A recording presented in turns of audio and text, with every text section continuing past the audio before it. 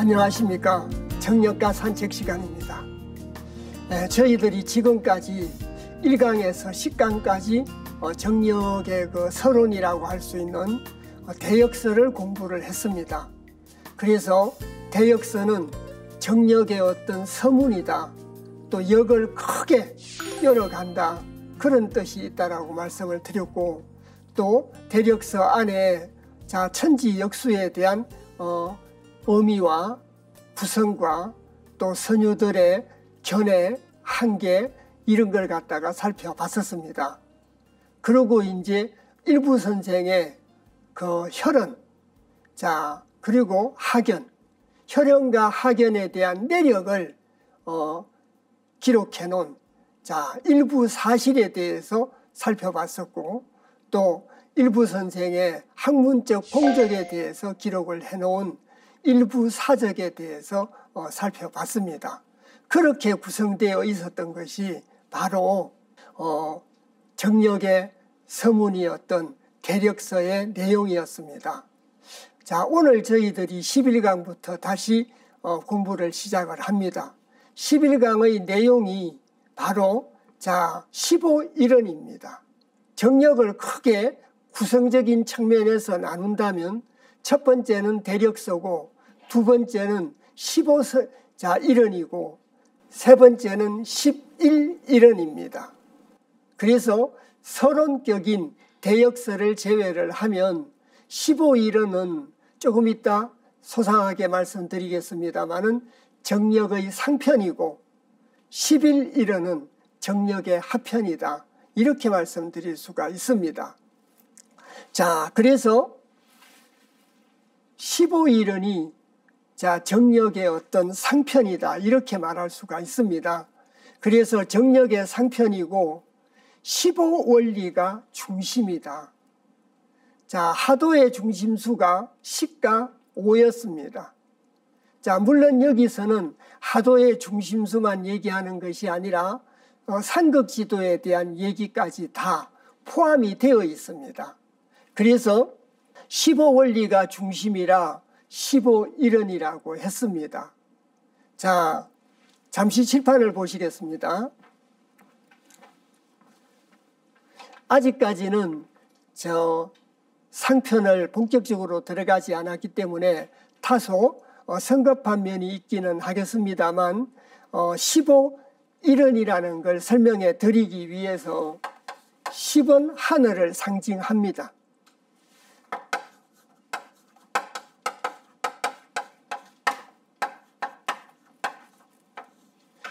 이래서 1은 일태극을 의미하고 5는 오한극을 의미합니다.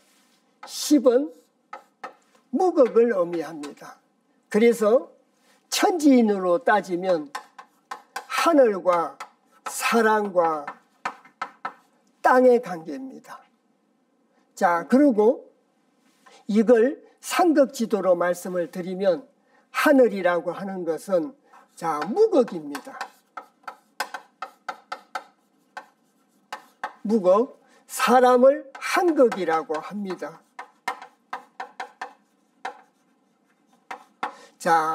그리고 땅을 만물 생성의 권원이다, 태극이죠.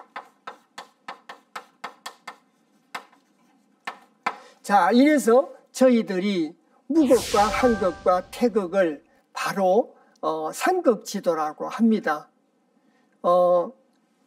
주역에서는 육효지동은 삼극지도야라고 해서 육효의 지극한 움직임이 삼극이라고 하는 것이 하늘과 땅과 사람의 이치가 육효를 통해서 드러나게 된다. 다시 말씀드리면 천지인의 지극한 이치가 육효로 드러난다. 잘 아시다시피 주역은 64개로 구성이 되어 있고 한 궤는 육효로 구성이 되어 있지 않습니까? 그래서 여기 있는 이 육효가 움직이는 것은, 육효지동은 삼극지도야다. 그래서 천지인의 지극한 이치가 육혀의 움직임 속에서 드러난다는 얘기가 계사상편에서 언급되었던 내용이었습니다. 자, 그러면 계사상편에서 상극지도에 대한 얘기를 했으면 상극은 어떤 거라고 설명이 있어야 되는데 주역에서는 태극만 언급이 됩니다. 태극만 주역에서 언급이 되고 환극이라고 하는 것은 서경에서 언급되고 있습니다. 그래서 자, 무극이라고 하는 것은 태극이 무극이요, 무극이 태극이라는 말이 있지 않습니까? 그래서 자, 그 무극이 태극이라는 데서 나왔습니다. 이래서 다시 말씀드리면 태극은 주역에 들어 있었고 한극은 서경에 들어 있었다. 그러고 이제 무극이 태극이라고 하는 학자들의 주장에 의해서 무극이라는 말이 언급이 됐는데 정력에 와서 자, 태극과 한극과 무극이 상극이다. 이렇게 이름 지어졌습니다. 이렇게 이름 지어져서 이걸 상극지도다 이렇게 얘기를 하고 있습니다. 그래서 자, 정력의 상편이 15일언이라고 말씀을 드렸지 않습니까? 15일언이다. 이때 10이라는 건 무극인 하늘을 의미합니다. 오라고 하는 것은 사람인 한극을 말합니다. 그래서 하늘과 사람이 하나가 되어서 하시는 말씀, 그런 뜻입니다. 15일언이라는 말이. 그래서 하늘과 사람이 하나 되어서 하시는 말씀이라는 뜻이 바로 15일언이라는 겁니다. 상극지도로 말한다면 무극과 한극이 하나가 되어서 하시는 말씀, 이렇게도 얘기할 수 있습니다.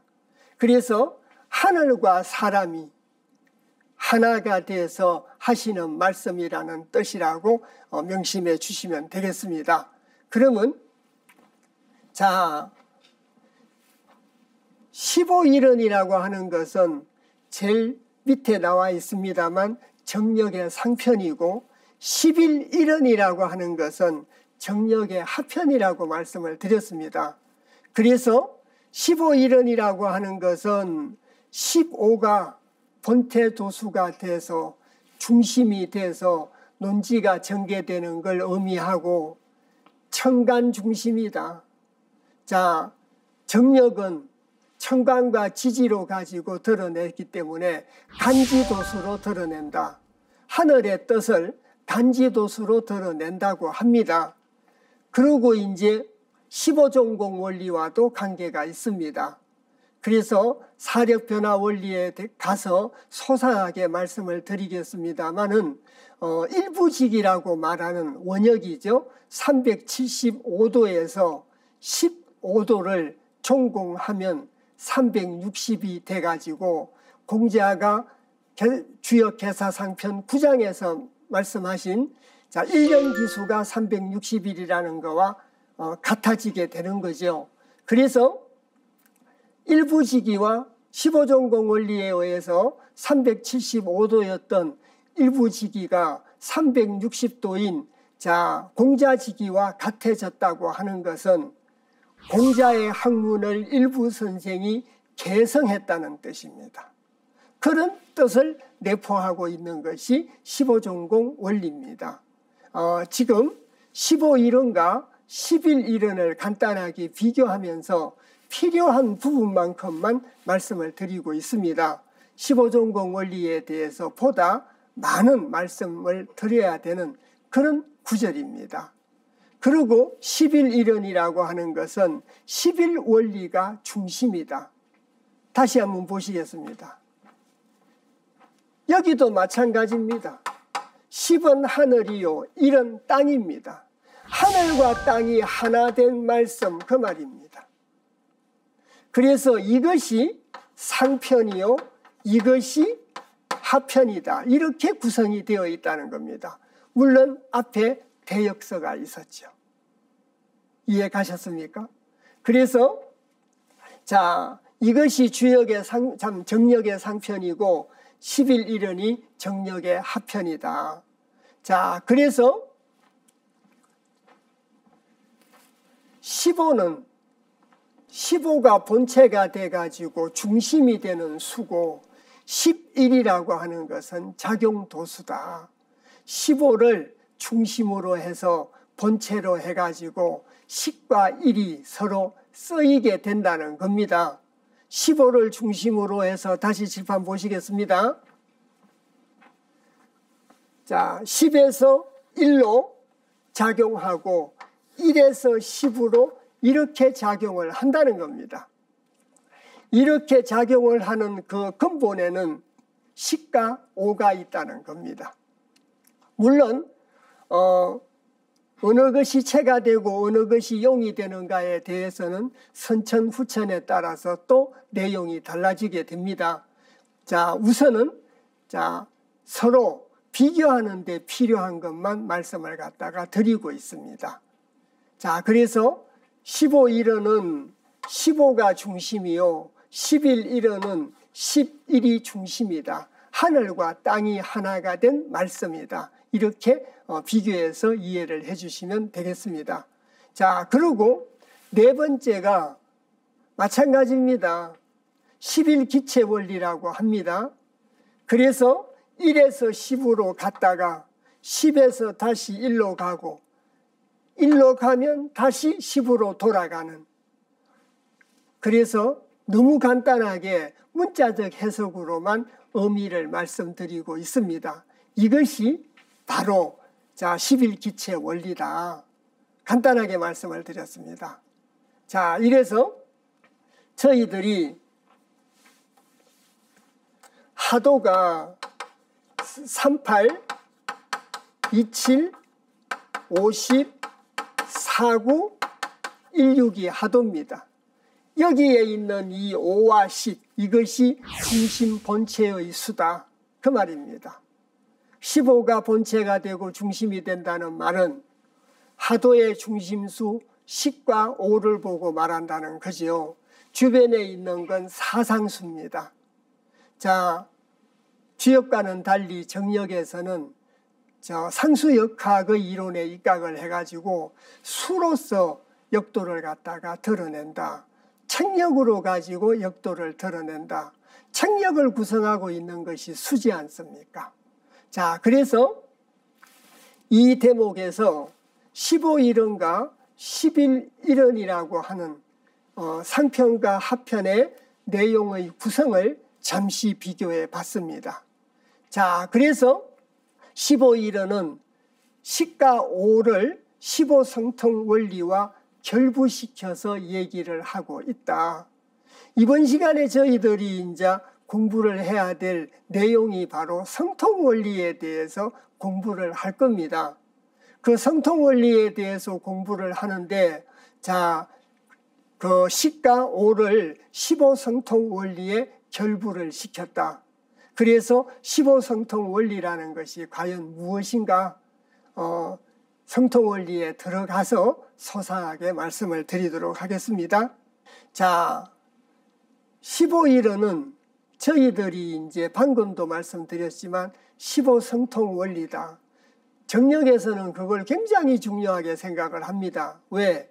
일부 선생이 위에 있는 공자 이전에 있었던 성인들과 공자에까지 학문을 갖다가 개성을 해서 정력을 만들었다는 걸 강조하고 있습니다. 그래서 15성인이다, 또 14성인이다, 이런 얘기들이 있습니다.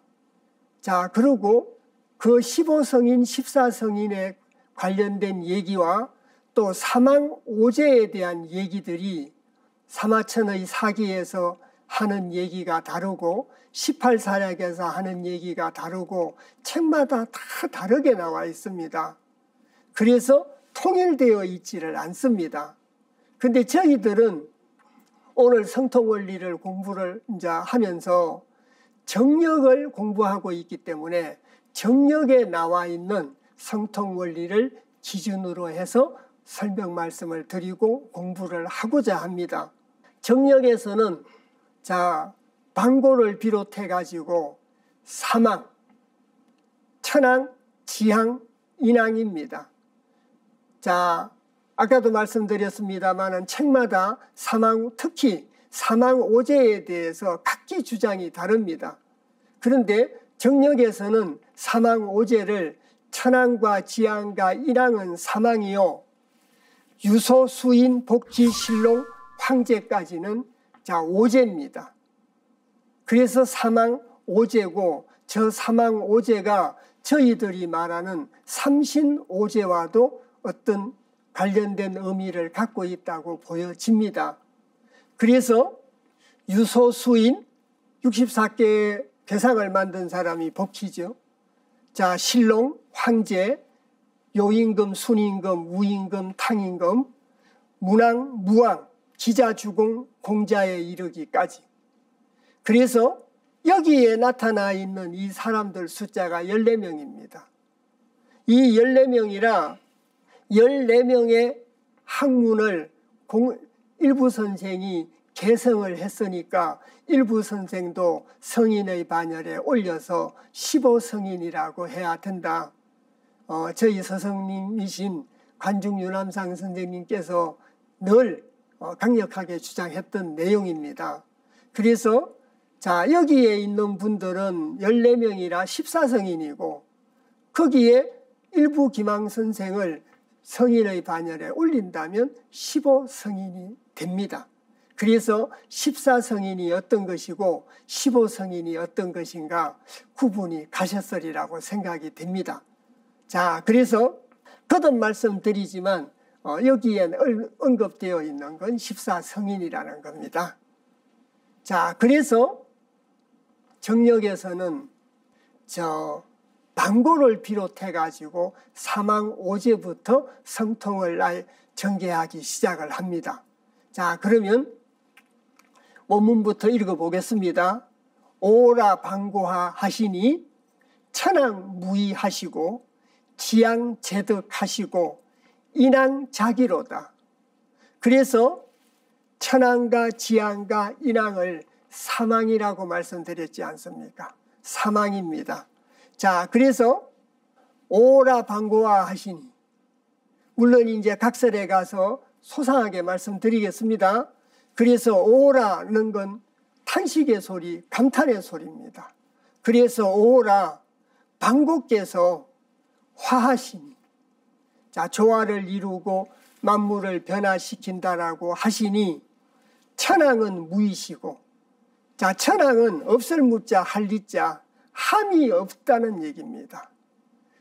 도가의 무의자연의 무의하고 조금 유사한 의미를 갖고 있습니다. 함은 없는 것 같지만 모든 걸 다 섭리하는 것이 무입니다. 그런 역할을 하는 사람이 천왕이겠죠. 그리고 지향 제득하시고, 자, 지향은 실을 제자 득득자입니다. 덕을 실른다고 하시고, 일단은 1단계로 문자적인 해석만 지금 말씀을 드리고 있습니다. 자, 인왕 자기로다. 지혈작자인데 일어날 작자입니다.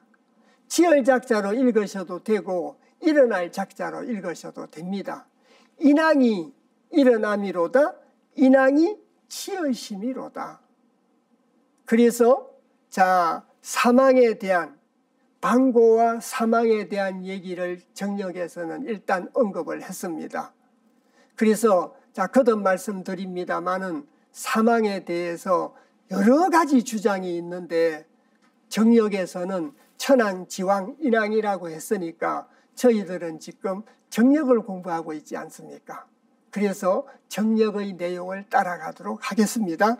자, 그리고 유소기소하시고, 소위 말하는 14성인이 나열되기 시작합니다. 이 말씀을 드리기 전에 참고적으로 하나만 더 말씀을 드려야 될 내용이 있습니다. 저희들이 주역을 공부할 때 계사 하편 2장에서 성통원리에 대해서 공부를 했었습니다. 성통원리라기보다는 자, 64개를 만들어서 64개를 통해 가지고 세상을 이롭게 하고 있는 것이 주역이다. 그러니까 어떻게 세상을 이롭게 하고 있었느냐? 그래서 주역 64개 중에 주역 64개가 전부 다 세상을 이롭게 하고 저희들이 나아가야 될 바를 제시하고 있는 궤가 바로 64궤입니다. 그걸 전부 다 얘기할 수가 없다 보니까 13개 궤를 거론을 해가지고 13개의 궤가 세상을 이롭게 하는 걸 설명하고 있는 것이 계사하편 2장이었습니다. 자, 계사하편 2장이었는데 왜 해필이면 13개냐?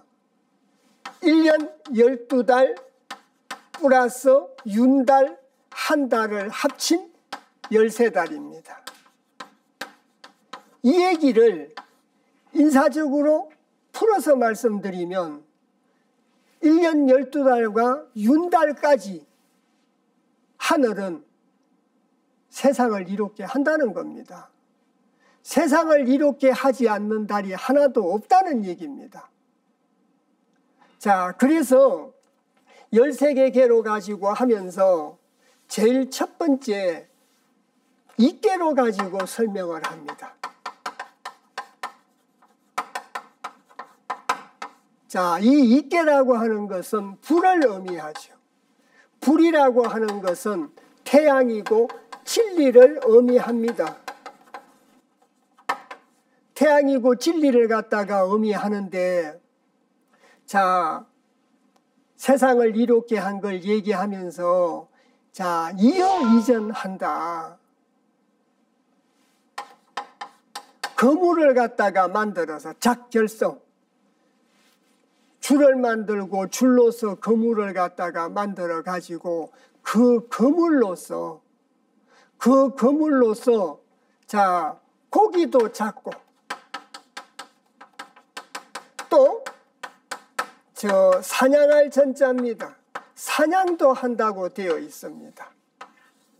그래서 맨손으로 가지고 주먹도끼 가지고 사냥을 하던 사람들한테 거물을 만들어 가지고 저 동물이나 물고기를 좀 손쉽게 잡는 방법을 가르쳐줘서 세상을 이롭게 했다라고 해석을 한다면 문자적 해석이요, 형이하적 해석입니다.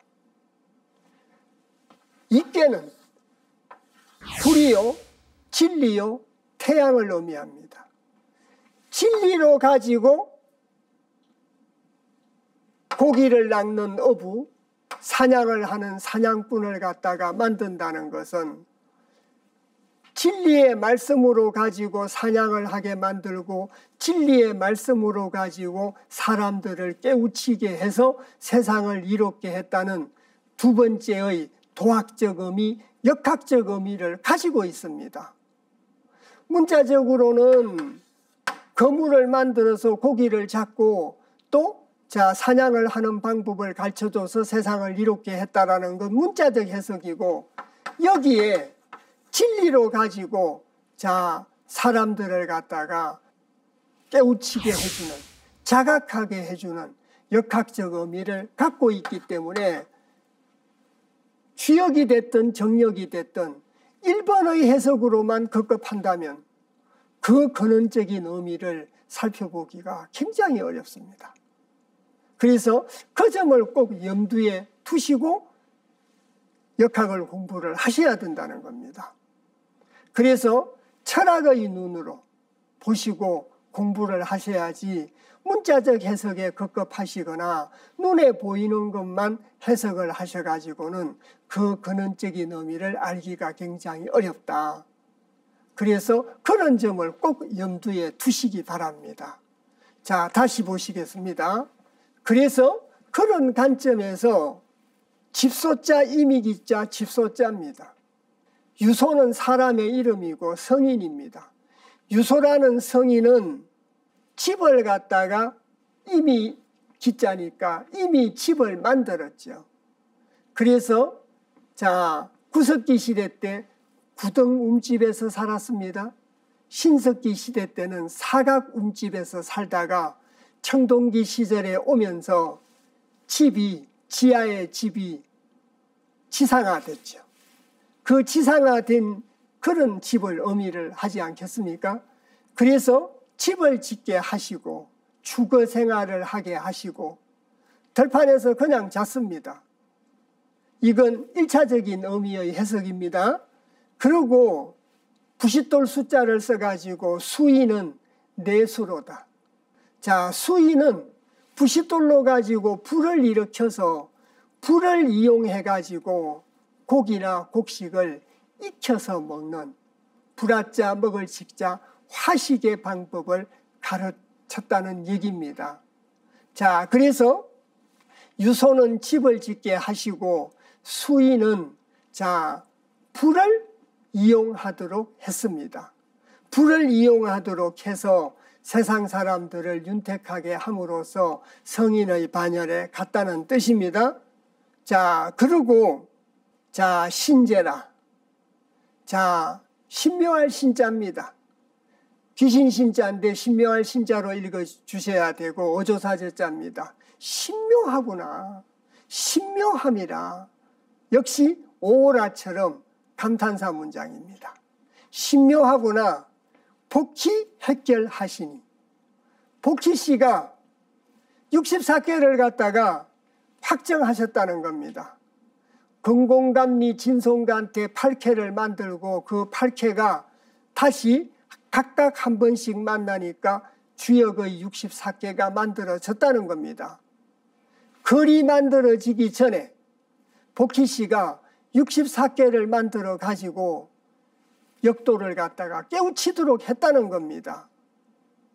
자, 그러면 앞에 있는 구절도 단순히 집소자가 집을 의미하고 저 불이라고 하는 것이 불만 의미하는 게 아니라는 겁니다. 집은 나무로 지었으니까 목도로 가지고 지었죠. 자, 저희들이 천도나 중도를 다른 말로 목도라고 하지 않습니까? 그래서 목도로 가지고 나무로 가지고 지었습니다.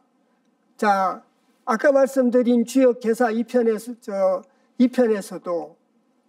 하편 2장이죠. 하편 2장에서도 나무로 가지고 배를 만들고 나무로 가지고 호미를 만들고 나무로 가지고 쟁기를 만들고 나무로 가지고 목탁을 만들고 나무로 가지고 활과 화살을 만들어서 세상을 이롭게 했다는 것은 성인 지도로 가지고 세상을 이롭게 했다는 뜻입니다. 자, 그런 점에서 염두를 두셔야 된다는 겁니다. 자, 겨우 움막집에서 벗어나고 겨우 불을 일으키는 원시 생활에서 어떻게 갑자기 8개가 나오고 64개가 나와서 역도를 가르치게 됐겠습니까? 잠시 예를 들어 보겠습니다.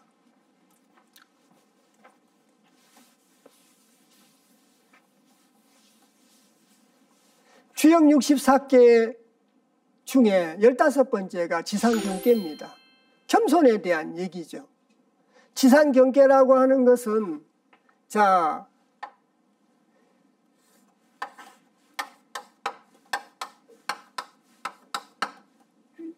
글이 나오기 전이니까 편의상 쓴다면은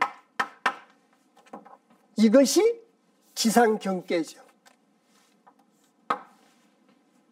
산이라고 하는 것이 땅 위에 있어야 되는 게 산인데 산이 땅 아래에 있다고 하는 것은 나를 드러내지 않는 거다. 나를 드러내지 않는 것이 겸손이야. 이렇게 가르쳤다는 겁니다. 그 당시 글은 없었으니까요. 이건 땅이고 이건 산인데 땅 밑에 산이 있죠. 지중유산입니다. 땅 속에 산이 있다는 얘기지 않습니까? 그래서 나를 드러내지 않는 것이 바로 겸손이다. 그렇게 역도를 깨우치고 사람들을 가르쳤다는 겁니다. 자, 다시 보시겠습니다. 그래서 복희 획결하시니 성제라 신농경시로다. 자, 그래서 성스러움이라 성스럽구나, 성스럽임이라 신농이, 농사 짓는 법을 가르친 사람이 신농이라고 합니다. 자, 지열경자 저자시자입니다. 필요한 물건들을 농사 지어 가지고 물물교환 경제였지 않겠습니까? 저자를 열어서 물건을 교환하도록 했던 것이 신농이라는 겁니다. 그래서 신농은 자, 지열경자의 저자시자 농사를 지어 가지고 저자를 갖다가 시장을 잃었다. 물물교환의 장소를 갖다가 잃었다. 자, 그리고 아까도 말씀드렸습니다마는 자, 지금까지 제가 미리 설명 말씀을 조금 드렸는데 이 구절의 뜻은, 전체적인 뜻은 15일은 삼극지도를 표상하고 삼극지도는 신무극과 오한극과 일태극으로서 천인지를 의미한다. 그러므로 15일은이라고 하는 것은 이를 태극으로까지 본다면 삼극지도가 다 한자리에 한 곳에 모였다는 의미도 있다는 겁니다. 15가 하나 된 말씀이 첫 번째고 10과 5와 1이 합쳐졌다는 뜻도 있다는 겁니다. 자, 그래서 자, 15일은이라고 하는 것이 신무극과 오한극이 하나로 합쳐져서 천인합덕에 대한 말씀이라는 의미가 있다는 겁니다. 자, 그래서 10은 하늘이요 5는 사람이니까 천인합덕의 의미를 갖고 있다. 자, 유학의 근본 목적은 천인합일에 있지 않습니까? 하늘의 뜻을 가지고 문물제도를 만들고 하늘의 뜻과 자, 하나가 되는 것이 궁극적인 목적이지 않습니까? 그래서 천인합일의 의미를 갖고 있다. 이해 가셨습니까? 15일은이라고 하는 것이 10은 하늘이요 5라고 하는 건 사람이라 하늘과 사람이 하나가 되어서 하시는 말씀. 자, 그렇게 이해를 해 주십사라는 거죠. 그러고 이제 구체적으로 방고에 대한 얘기가 나왔습니다. 그래서 방고, 또 방고가 화한다는 말은 천지창조의 권은, 섭리 이런 것을 의인화해가지고 표상을 한 것이 방고입니다. 방고에 대한 말씀을 갖다가 드리고 두 번째가 천왕무의 지왕제덕 인왕작이라는 말이 있었지 않습니까? 그래서 하늘은 함이 없고 자, 지왕은 실을 제자 덕덕자 덕을 싣고 인왕은 일어난다. 그래서 천왕무의의 무의는 근본의 도다. 근본의 도를 보고 말한다. 하늘은 아무것도 하지 않는 것 같지만 모든 걸 다 섭리한다는 거죠. 그 섭리가 땅으로 드러난다는 얘기입니다. 자, 그래서 자, 천왕무의의 무의는 근본의 도로서 항제여순의 정치를 무의라고 한다. 유학에서 가장 이상적인 정치, 이산적인 정치를 요순시대라고 하지 않습니까? 요순시대라고 합니다. 특히 항제요순시대라고도 합니다. 그 요순시대가 이상적인 사회의 표본입니다. 이래서 주역에서는 현실이 후천입니다. 선천으로 가야 되는데 그 선천이 요순시대를 선천으로 두고 있습니다. 그런데 정역에서는 지금 저희들이 살고 있는 현실이 선천이고 이산적인 세계가 후천이죠. 그래서 주역과 정역에서 보고 있는 선천과 후천이라는 것이 그 의미가 굉장히 다르다 이렇게 말씀을 드릴 수 있습니다. 그래서 자, 항제요순의 정치를 갖다가 무의라고 한다. 그것이 바로 천왕무의라는 뜻이고요. 지양제덕입니다. 실을 제자 덕덕자라 곤이 하늘의 덕을 땅이 실었다는 겁니다. 여기 잠깐 보시겠습니다.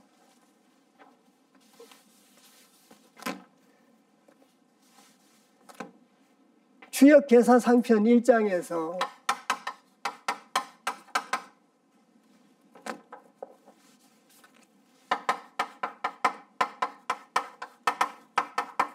건지대시요 곤작 성물이다 이런 말이 있었죠. 건곤에 대한 얘기인데 이럴 때 선생님이 지자는 주관할 지자라고 말씀드렸습니다. 주관할 지자입니다. 하늘은 크게 시작하는 걸 주관하고 땅은 만물을 이루는 것을 일때는 담당할 작자입니다. 담당을 합니다. 그래서 땅이 만물을 이루는 것을 담당하는 데는 하늘의 덕으로 가지고 담당할 수 있다는 겁니다. 그래서 지왕은 제덕이라 하늘의 덕을 갖다가 실었다는 얘기입니다. 하늘의 덕을 갖다가 실어가지고 자 주역군께 단사에 땅은 만물을 실음이 두터워서 덕을 합하는데 지경이 없다.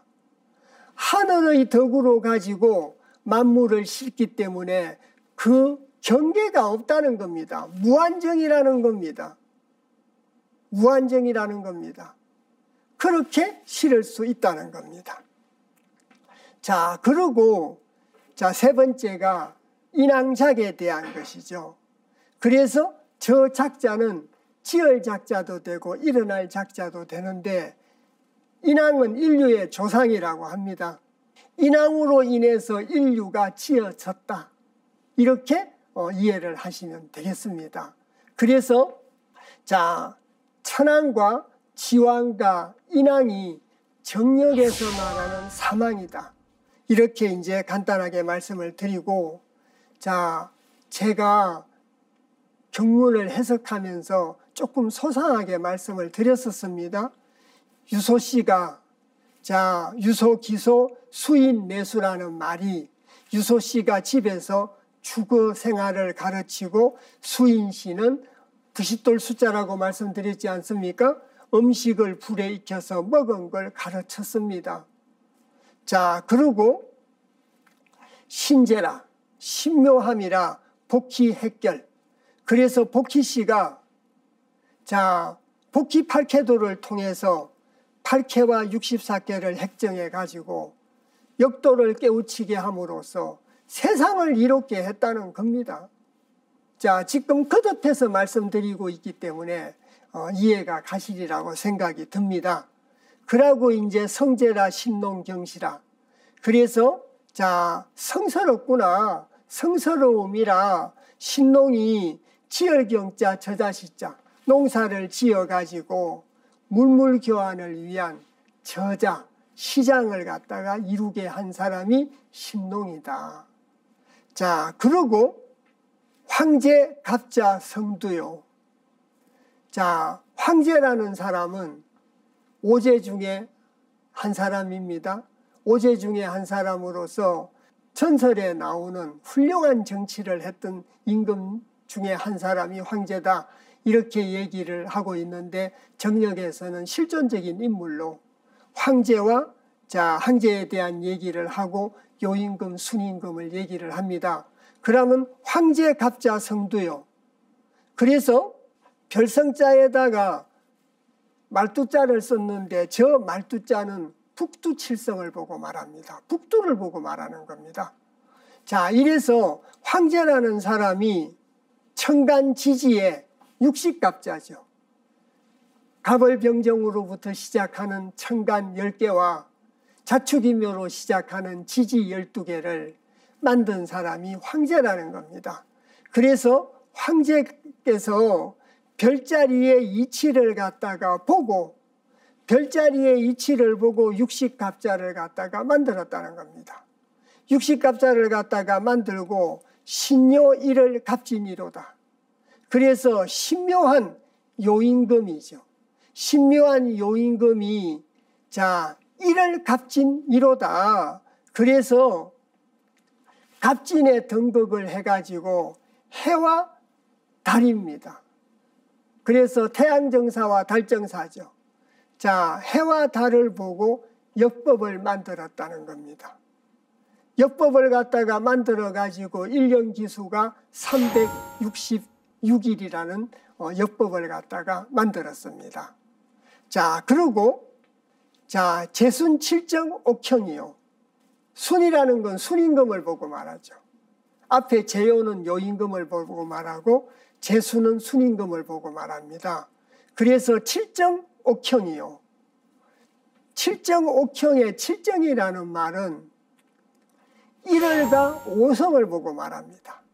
7정에 대해서 여러 가지 주장이 굉장히 많습니다. 굉장히 많은데 1월과 5성을 7정이라고 합니다. 자, 그래서 해와 달의 운행도 일정하고, 자, 수화 목금 토의 5성의 5개의 별자리도 그 운행 질서가 일정했다는 겁니다. 자, 그래서 해와 달과 5성의 운행이 일정하게 운행이 되고 있기 때문에 정치도 문물 제도도 일정한 방식에 의해서 다스려져야 된다라고 생각을 하고, 자, 1월과 5성의 일정 운행을 본받아 가지고 문물 제도를 만들어서 자, 좋은 정치도 하고 또 역법도 만들었습니다. 요임금이 366일의 책력을 정했는데, 자, 순임금은 365일 4분의 1의 책력을 갖다가 정했죠. 그래서 서경에 나오는 얘기입니다. 그래서 366일의 책력과 365일의 책력을 1월의 변화와 별자리의 운행을 보고 만들었다는 겁니다. 이것이. 자, 그래서 다시 보시겠습니다. 7정 옥형이다. 성기옥형이라고 있죠. 저희들이 쓰고 있는 만원짜리 돈 뒤쪽에 있는 그림, 그것이 성기옥형입니다.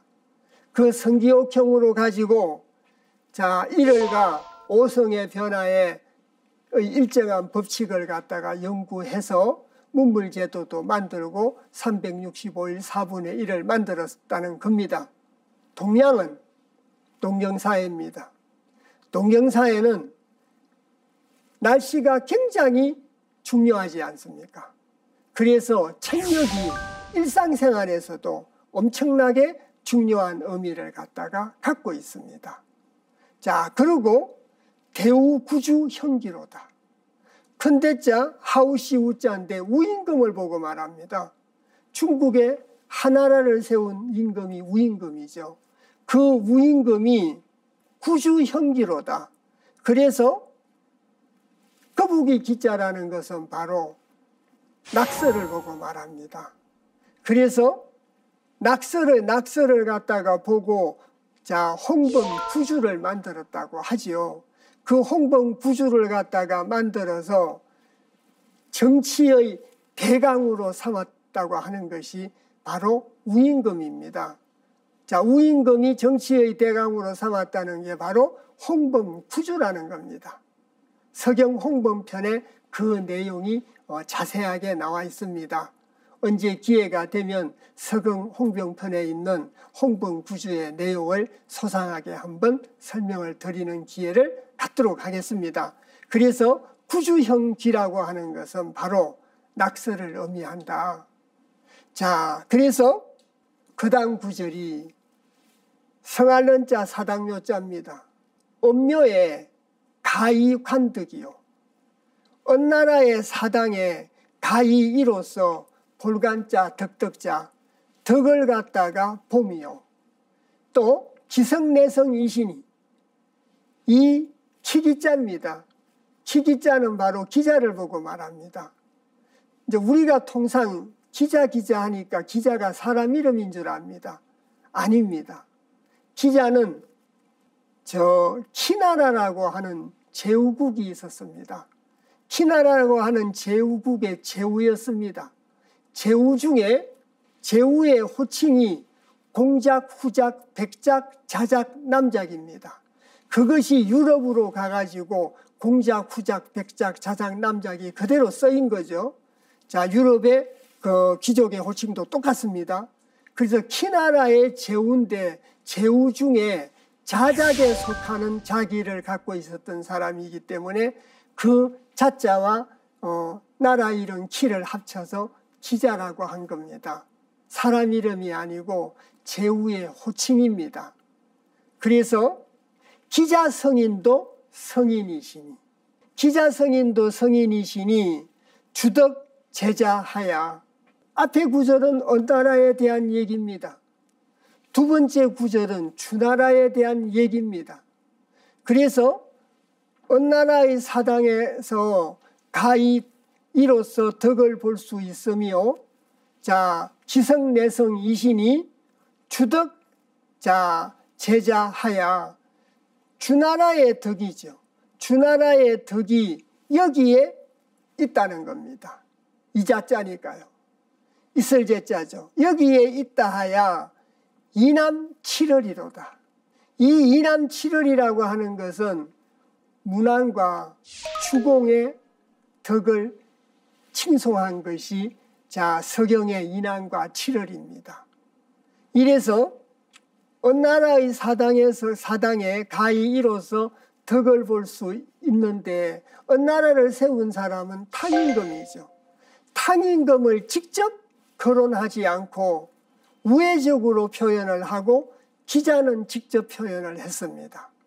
우탕, 기자, 그리고 무임금에 대해서 직접 거론을 하지 않고 문왕과 주공도 직접 거론을 하지 않고 우회적으로 표현을 했습니다. 그래서 이남칠월이로다. 자, 그래서 두 번째 구절은 성통원리에 대한 설명을 이어서 하는 겁니다. 앞구절에 자 방고로부터 시작해서 자 사만오제로 이어진 사만오제에 이어서 자 성통을 계속해서 설명을 하고 있습니다. 그래서 자 제가 뜻을 해석하면서 말씀을 드렸고 또다시 각설에서도 말씀을 드립니다마는 황제가 북두칠성을 비롯한 별자리를 보고 육식갑자를 만들었다는 것이 황제갑자 성두라는 뜻입니다. 황제라는 사람이 별자리를 보고 지금 저희들이 쓰고 있는 육식단지를 갖다가 만들었고, 또 요임금이 자 요임금은 갑진에 등극을 해서 자 일월을 갖다가 살피고, 순임금은 저 옥형으로 가지고 성기 옥형으로 가지고 별자리를 갖다가 연구하고 일월의 변화를 연구해서 칠정으로 다스렸다고 해서 요순 임금의 성덕을 밝히고 있는 것이 바로 두 번째 구절이라는 겁니다. 자, 그래서 아까 제가 성기옥형이다, 만원짜리 뒷부분에 있는 거다, 바로 이거죠. 그래서 해와 달의 운행을 관찰해서 책력을 갖다가 만들어 가지고 사람들을 갖다가 편안하게 했고, 순임금은 자 성기옥형으로 가지고 일정한 법칙을 갖다가 발견하고 칠정으로 가지고 나라를 다스리고 365일 4분의 1의 책력을 갖다가 만들고 자 정치를 잘 했다는 뜻입니다. 거듭거듭해서 말씀드리기 때문에 조금씩 이해가 되지 않나 싶습니다. 자, 그리고 대우구주 형기라 우임금이 홍범구주, 낙서구주를 갖다가 만들었는데 그 낙서구주의 도상을 숫자로 나타내면 이렇게 나타내집니다. 이렇게 나타내진 이 도상을 따라서 행정구역도 이렇게 구주로 나누고 토지제도도 구주로 나누고 또 봉건제도도 구주로 이렇게 나눴습니다. 구주로 이렇게 나누어 가지고 저 가운데 5자리는 황제가 있고 나머지는 제후들이 나라를 지키는 것이 봉건제도죠. 자, 5자리는 주인 땅이고 나머지 8명의 농민들이 주인의 땅을 빌려서 농사를 짓고 생산량 2분의 1을 주인한테 토지로 갖다 붙입니다. 소작인들이겠죠. 그 사람들이 공동으로 5번 땅을 농사지어서 주인에게 갖다 바쳤던 것이 토지제도의 근본이었습니다. 그래서 이런 홍범구주로 가지고 낙서구주로 가지고 봉건제도도 정전법도 자 여러 가지를 갖다가 만들게 되었다는 겁니다. 그래서 이렇게 만들어서 세상을 이롭게 했으니 성인의 반열이다 이렇게 된 겁니다. 그리고 온묘가히 간덕이고 기성내성이라 언나라 종묘의 덕은 볼만하고 또 기자성인도 성인이고 기자는 언나라 말 폭군 주왕의 삼촌으로 주나라에 홍범구주를 전했던 공로가 있습니다. 그래서 14성인 안에 들어가게 된 겁니다. 자, 그러고 주덕 제자 이남칠월이라 주나라의 성덕에 대한 얘기고 이남칠월은 시경에서 주남과 소남이라고 해서 이남이라고 합니다. 7월은 유풍칠월장을 보고 말을 하는데 거듭거듭 말씀드리지만 이남은 문왕의 덕을 칭송했고 7월은 주공의 덕을 칭송했다는 겁니다. 자, 다른 사람들은 전부 다 이름을 직접 거론했습니다. 이름을 갖다가 직접 거론을 해가지고 자 유소, 수인, 복희, 신롱, 황제, 자 요임금, 순임금, 우임금 그까지는 이름을 다 거론했습니다. 그런데 자 탕임금은 직접 이름을 거론하지 않고 기자는 이름을 직접 거론을 했었고 무왕도 이름을 직접 거론하지를 않았습니다. 그러고 서경, 자 인왕과 칠월장에서 문왕과 주공의 덕을 갖다가 칭송을 했습니다. 마지막으로 이제 공자의 덕을 갖다가 칭송을 하겠죠. 14성인을 다 칭송을 해야 되니까.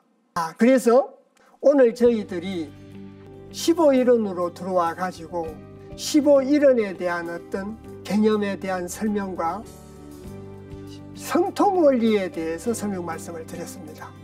그래서 14만과 14성인의 성통원리에 대해서 설명 말씀을 드리고 자 다음 시간에는 그 성통원리를 바탕으로 해서 자 건지책 거기에 선우천 변화의 얘기가 이제 나오게 됩니다. 조금 거론이 되기 시작합니다.